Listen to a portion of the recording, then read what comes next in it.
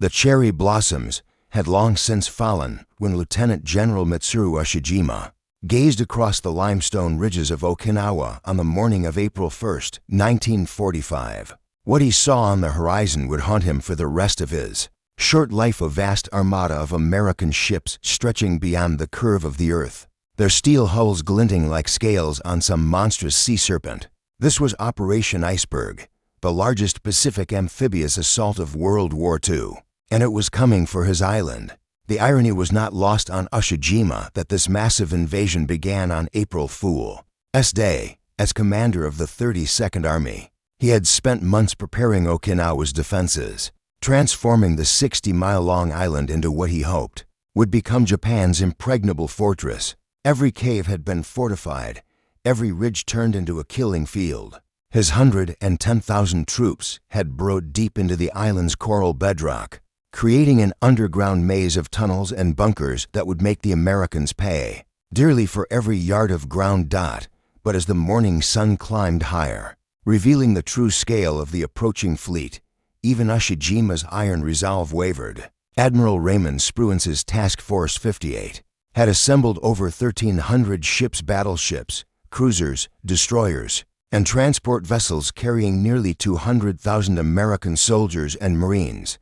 It was a floating city of war larger than many nations' entire navies. According to contemporary accounts from the New York Times archives, the pre-invasion bombardment that began on March 26th was described as the most intensive naval and aerial bombardment in Pacific War history. For 7 days, American warships had pounded Okinawa's suspected defensive positions with over 13,000 tons of shells, while carrier-based aircraft dropped another 6,000 tons of bombs.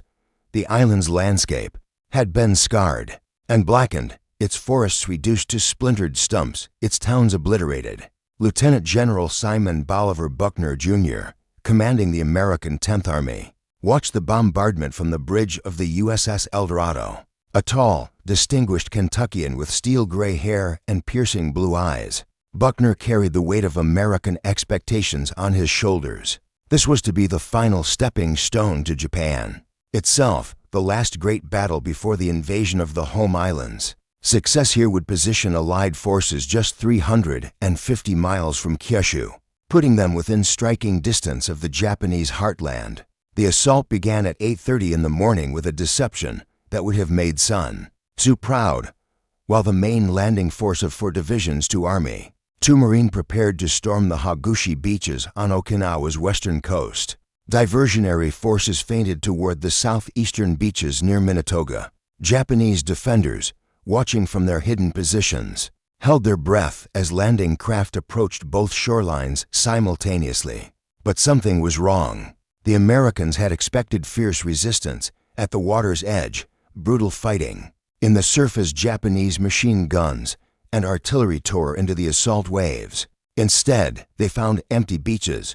The 1st and 6th Marine Divisions, along with the 7th and 96th Infantry Divisions, splashed ashore almost unopposed, their boots crunching on coral sand that should have been slick with blood. By nightfall, 60,000 American troops had established a beachhead 8 miles wide and 3 miles deep. They had captured 2 airfields and encountered only scattered resistance from surprised Japanese rearguard units. The ease of the landing puzzled American commanders, who had studied intelligence reports suggesting that Okinawa would be defended as fiercely as Iwo Jima. What they did not yet understand was that General Ushijima had abandoned the traditional Japanese strategy of meeting the invaders at the water's edge. Instead, he had withdrawn his forces to the island's southern highlands, where the terrain favored defense and where he could implement a new tactical doctrine that would soon earn a terrible name: the defense in depth. The Americans had won the first round, but the real battle for Okinawa was only beginning. The morning of April 2nd dawned gray and humid, with low clouds clinging to Okinawa's ridgelines like funeral shrouds. As American forces pushed inland from their beachheads, an unsettling quiet settled over the island. Marines and soldiers advanced through abandoned villages and empty fields, their weapons at the ready, nerves stretched taut by the absence of enemy fire. Colonel Edwin May, commanding the 2nd Battalion of the 22nd Marines, later described the eerie atmosphere in his after-action report. It was like walking through a ghost town. We expected every shadow to hide a sniper, every building to conceal a machine gun nest. Instead, we found cooking fires still smoldering, meals half-eaten, on tables, but no Japanese anywhere to be found. The American advance continued for 3 days with minimal resistance. By April 4th, elements of the 6th Marine Division had reached the narrow neck of the island, effectively cutting Okinawa in half. To the north lay the Motobu Peninsula, a mountainous region that intelligence reports suggested was lightly defended. To the south stretched the main body of the island, dominated by 3 formidable ridge systems that would soon become household names in America: Kakazu Ridge, Maeda Ridge, and Shuri Ridge. It was on the morning of April 5th that the true nature of Japanese strategy finally revealed itself. The 96th Infantry Division, probing southward along the island's eastern coast, encountered their first taste of Ushijima's defensive masterpiece. As soldiers of the 300th and 83rd Infantry Regiment approached the slopes of Kakazu Ridge, the earth suddenly erupted in a symphony of destruction. Machine guns that had been silent for days suddenly chattered to life from concealed positions. Mortar rounds began falling with deadly precision, their explosions sending coral fragments slicing through the air like shrapnel. Artillery pieces, hidden in caves and reverse slopes, began a methodical bombardment that turned the American advance into a bloodbath. Private First Class Donald Denker of the 300th and 83rd Infantry would later recall, 1 minute we were walking through what looked like empty countryside. The next minute all hell broke loose. The Japs had been watching us the whole time, letting us walk right into their trap. We lost half the company in the first 10 minutes. The Japanese had indeed been watching. From observation posts concealed in the limestone cliffs, forward observers had been tracking American movements since the landing, calling in precise coordinates to artillery units hidden deep underground. Every approach route had been pre-registered, every likely assembly area marked for destruction. As reported in contemporary dispatches from war correspondent Ernie Pyle, who would lose his life on a nearby island just weeks later, the American forces had stumbled into the most sophisticated defensive system the Japanese had yet devised. In the Pacific War, unlike previous battles where Japanese defenders had relied on suicidal banzai charges and glorious death, Ushijima's troops had been ordered to preserve their lives, to fight from cover, to make the Americans pay maximum cost for minimum gain. The architect of this defensive strategy was Lieutenant General Isamu Cho, Ushijima's chief of staff, a brilliant tactician who had studied American assault methods and devised countermeasures for each. Rather than contest the beaches where American naval gunfire and air support would be most effective, Cho had positioned his forces in the island's interior, where the terrain would neutralize American advantages in firepower and mobility. The defensive line that now faced the Americans was a masterpiece of military engineering. 3 parallel ridge systems, each rising higher than the last, created a series of interlocking fire zones. Caves and tunnels, many of them natural limestone formations expanded and reinforced by Japanese engineers, provided protection from bombardment while allowing defenders to move unseen between positions.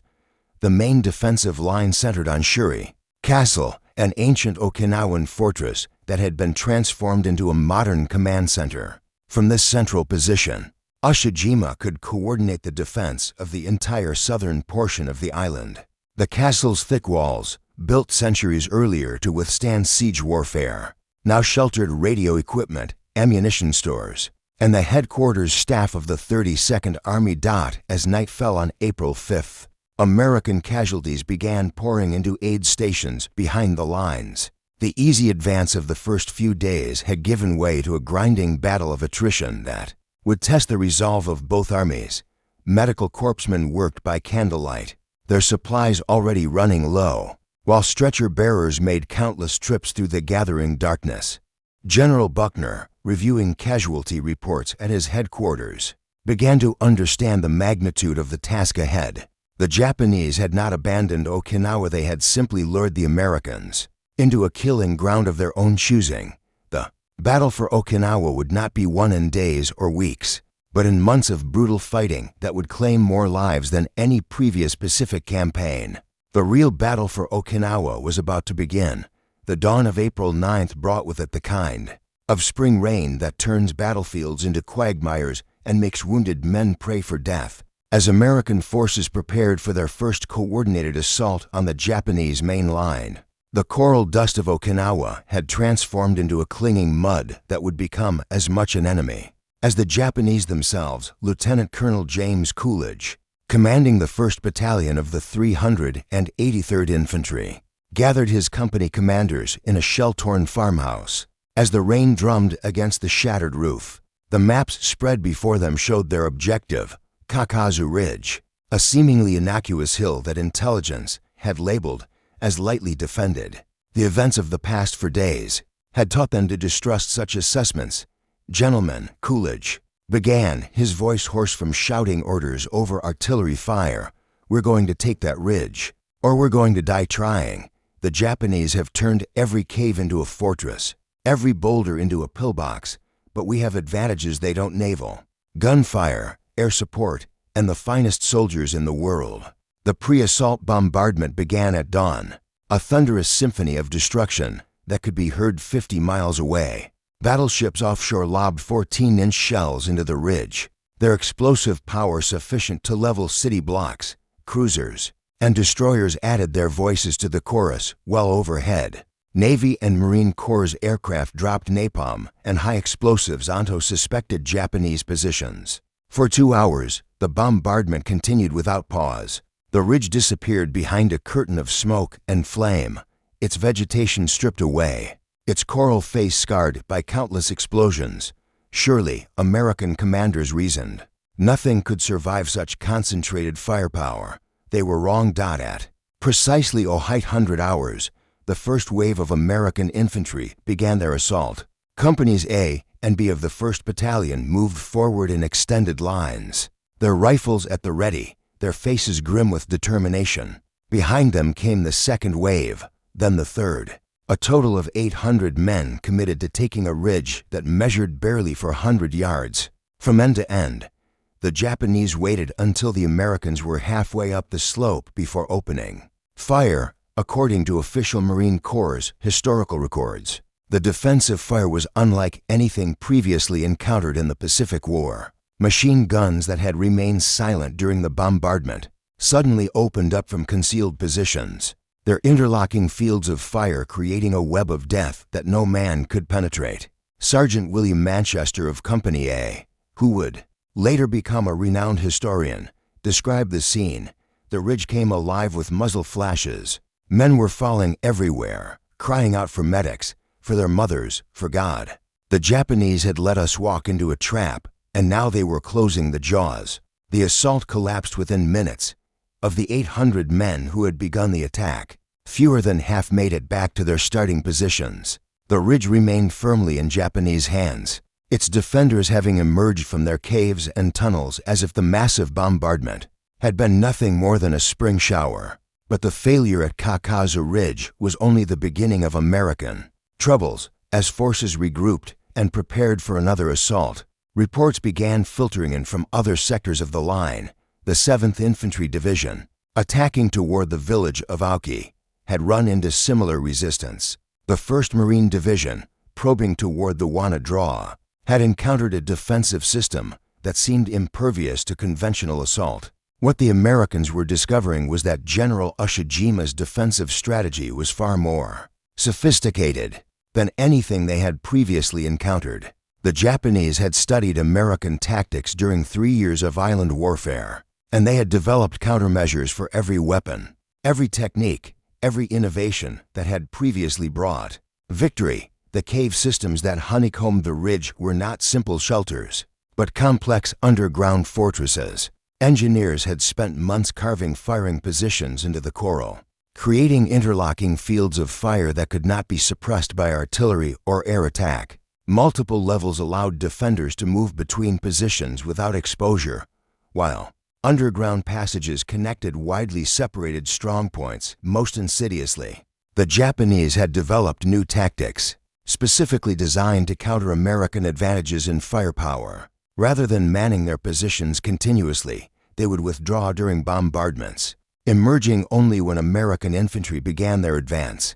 This reverse slope defense meant that the bulk of Japanese positions remained hidden from American observation, protected by the ridge itself from direct fire.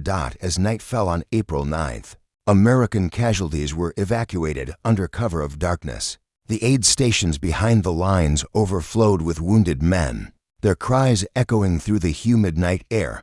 Corpsmen worked by flashlight, their supplies of morphine and bandages dwindling rapidly. In his command post, General Buckner studied the day's reports with growing concern.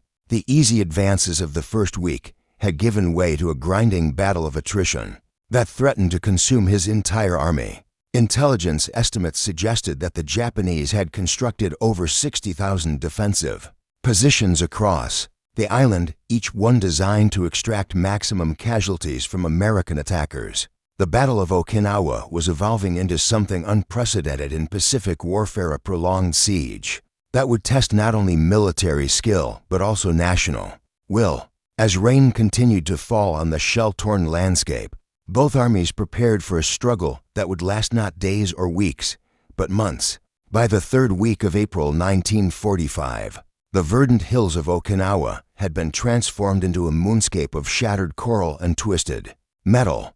The spring rains had turned the battlefield into a putrid swamp, where the living fought among the dead, and the stench of decomposing bodies mingled with the acrid smoke of high explosives. Captain Joseph McCarthy of the 7th Infantry Division, crouched in what had once been a family tomb, now serving as a forward observation post overlooking the approaches to Maeda Ridge. The limestone burial chambers that dotted Okinawa's landscape had become macabre shelters for both armies there, ancient sanctity violated by the necessities of modern warfare. "The Japanese are using every trick in the book," McCarthy radioed to his battalion commander. "They've got spider holes everywhere, connected by tunnels we can't see. Every time we think we've cleared a position, they pop up behind us like jack-in-the-boxes from hell."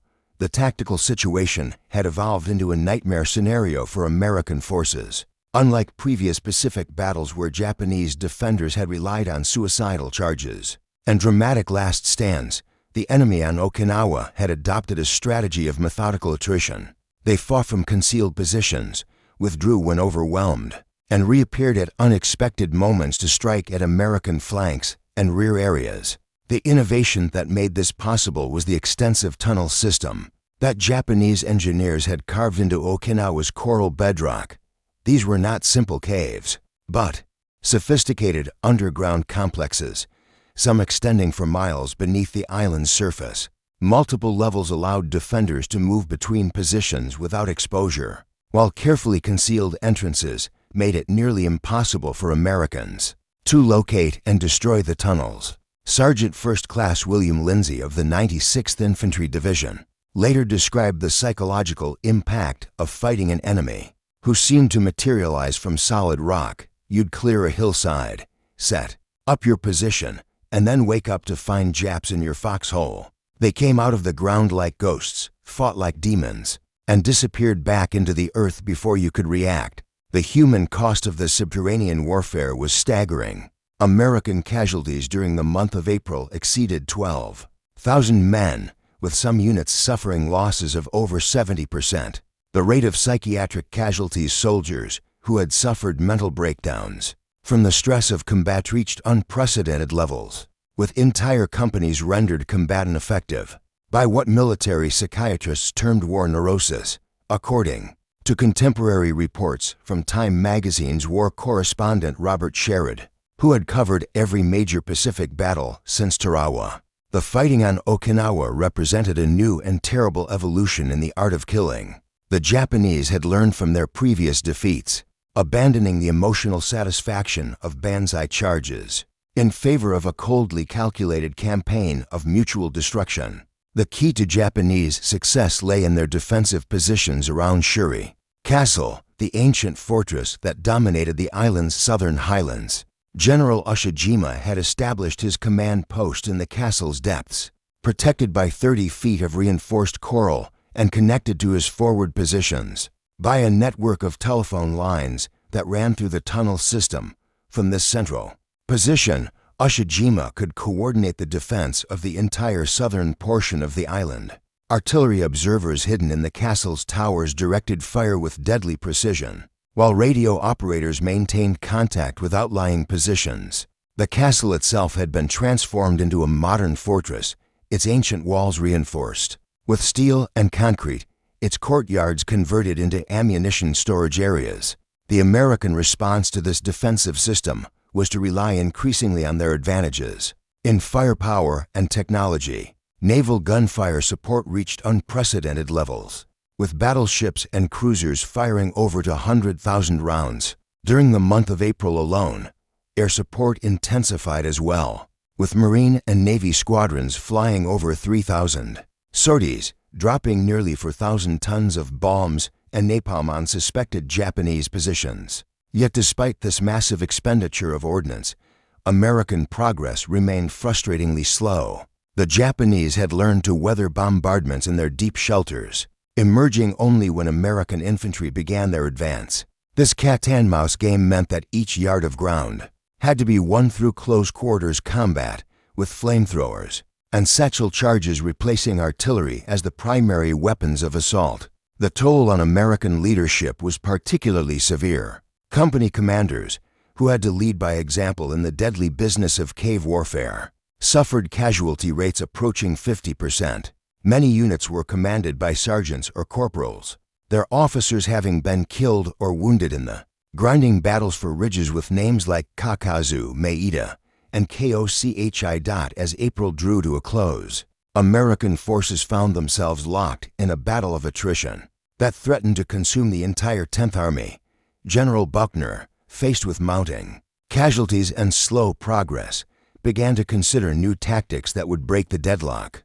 The Japanese, for their part, continued their methodical defense, knowing that every American life claimed brought them closer to their ultimate goal, making the cost of victory so high that the United States would negotiate a peace that allowed Japan to retain some measure of honor. The Battle of Okinawa had become exactly what General Ushijima had intended, a preview of what awaited American forces when they attempted to invade the Japanese home islands. The first day of May 1945 brought with it a brief respite from the spring rains, but no relief from the horror that had engulfed southern Okinawa. As morning mist rose from the shell-torn landscape, American forces prepared for what would become the most decisive phase of the entire campaign: the assault on Shuri Castle and its surrounding defensive complex. Colonel Edwin May of the 22nd Marines stood at his forward command post, studying aerial photographs of the target through a rain-spotted magnifying glass. The images revealed a fortress system that defied conventional military logic. Ancient stone walls, built centuries earlier by Okinawan kings, had been reinforced with modern steel and concrete.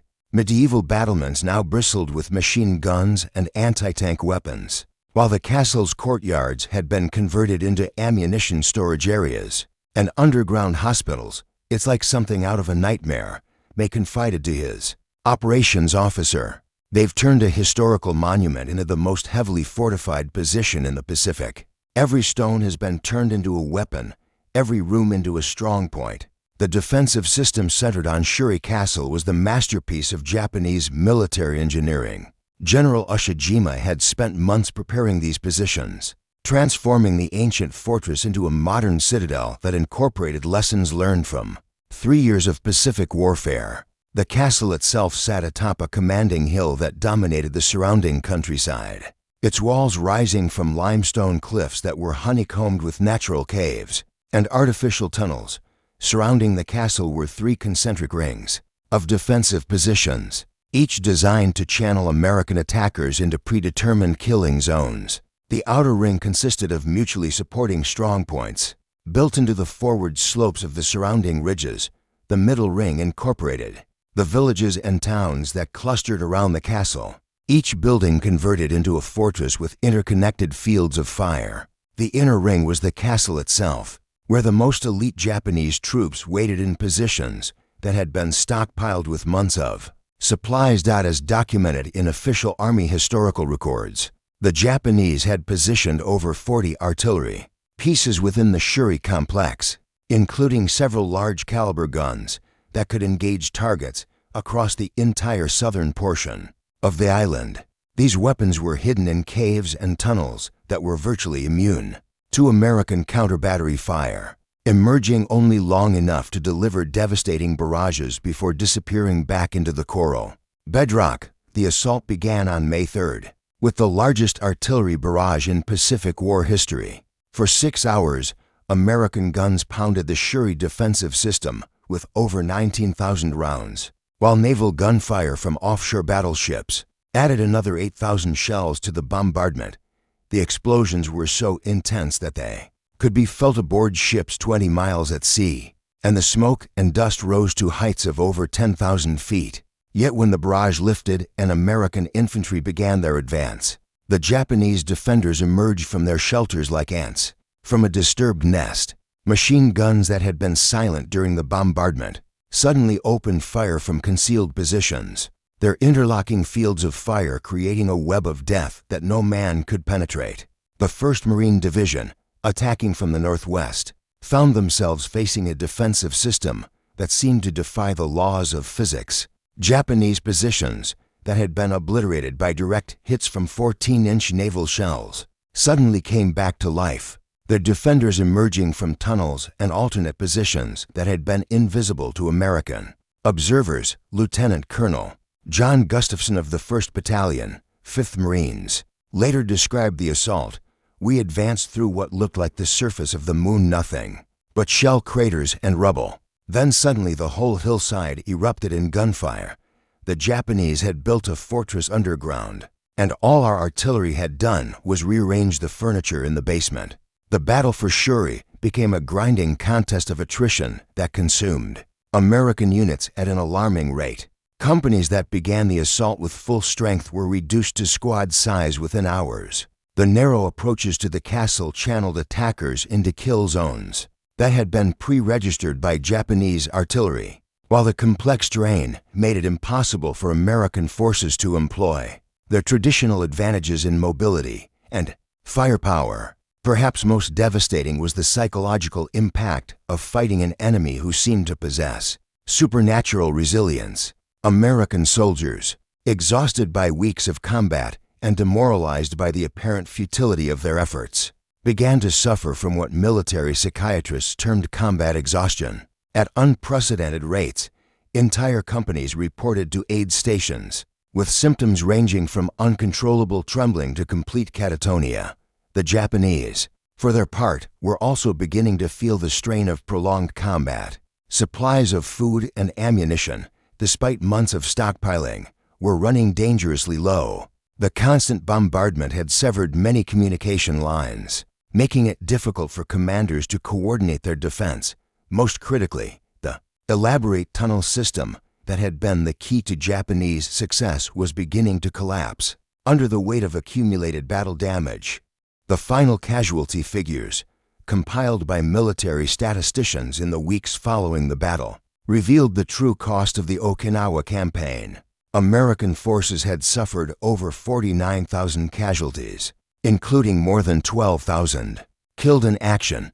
The Japanese had lost approximately 110,000 soldiers, with fewer than 8,000 taken prisoner. Civilian casualties, caught between the two armies, numbered over 100,000. These numbers represented more than statistical abstractions. They constituted a human tragedy of unprecedented proportions. Entire American units had been virtually eliminated, with some regiments suffering casualty rates exceeding 90%. The psychological casualties were equally severe, with thousands of soldiers requiring extended treatment for what would later be recognized as post-traumatic stress disorder, according to a comprehensive analysis published in the Army's official history. The Battle of Okinawa had demonstrated that the cost of invading the Japanese home islands would be astronomically high. Military planners estimated that Operation Downfall, the planned invasion of Japan, would result in over 1 million American casualties and several million Japanese deaths.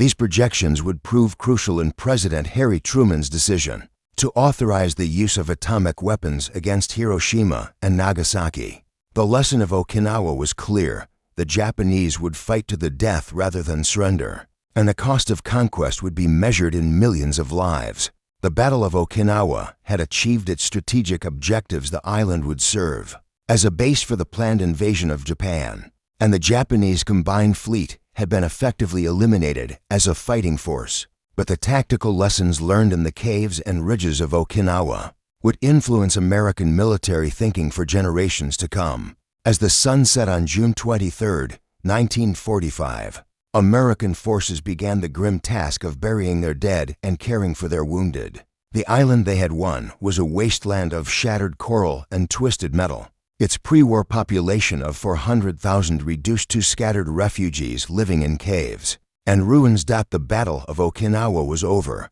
but its legacy would endure. Long after the last shot was fired, it had been the last great battle of World War II, and its terrible cost had helped convince American leaders that there had to be a better way to end the war than invasion. 3 weeks later, the atomic bombs would fall on Japan, bringing the war to an end and ushering in a new era of human history. The warriors who fought and died on Okinawa had unknowingly participated in the last conventional battle of the old world, and their sacrifice would be remembered as both a victory and a warning of the price of total war. As the first week of May drew to a close, both armies found themselves locked in a death struggle that neither could afford to lose.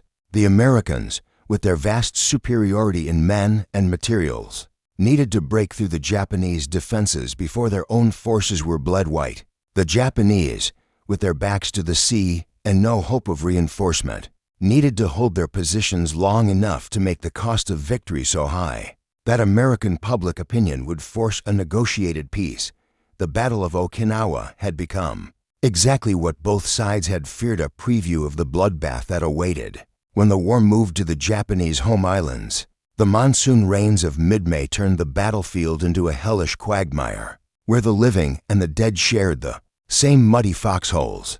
By the third week of May 1945, the Battle of Okinawa had devolved into a war of attrition that threatened to consume both armies. In its inexorable grinding of human flesh and spirit, Major General Pedro del Valle, commanding the 1st Marine Division, stood in his command bunker studying casualty reports that painted a picture of systematic destruction. His 3 regiments had been reduced to barely half strength, with some battalions commanded by sergeants because all their officers had been killed or wounded. The daily casualty rate had reached levels that made Okinawa statistically more deadly than any previous Pacific battle. "We're feeding men into a meat grinder," Del Valle confided to his chief of staff. "Every day we lose another 200 Marines. And for what? A few hundred yards of worthless coral that the Japanese will try to retake tomorrow." The tactical situation had reached a deadlock that favored the defenders. Japanese forces, despite their own severe losses, continued to hold the key terrain, features that dominated the southern portion of the island. The Shuri defensive system, though battered by weeks of bombardment, remained largely intact. Most critically, the complex tunnel network that connected Japanese positions had proven nearly impossible to destroy, allowing defenders to move between positions without exposure to American fire. American forces, meanwhile, were experiencing difficulties that went beyond simple casualty rates. The prolonged nature of the battle was taking a psychological toll that military psychiatrists had never before encountered. Soldiers who had survived previous Pacific campaigns without breaking down were now reporting to aid stations with symptoms of what would later be recognized as post-traumatic stress disorder. Corporal Eugene Sledge of the 1st Marine Division, who would later write a classic memoir of the Pacific War, described the mental state of American forces during this period. "We had been fighting for so long that we began to feel like we were already dead. Every morning we woke up surprised to still be alive, and every night we went to sleep wondering if we would see another dawn." The breaking point came on May 21st, when General Ushijima made a decision that would ultimately doom the Japanese defense. Pressured by his aggressive chief of staff, General Cho, to launch a counterattack that would drive the Americans back to the sea. Ushijima abandoned the defensive strategy that had served him so well and ordered a general offensive across the entire front. The Japanese attack began at dawn with the largest artillery barrage the defenders had yet attempted. Over 100 guns, many of them hidden in caves and tunnels, opened fire simultaneously on American positions. The bombardment was followed by coordinated infantry assaults at multiple points along the American perimeter, with Japanese forces emerging from their underground positions in numbers not seen since the early days of the battle. Initially, the offensive achieved significant tactical success.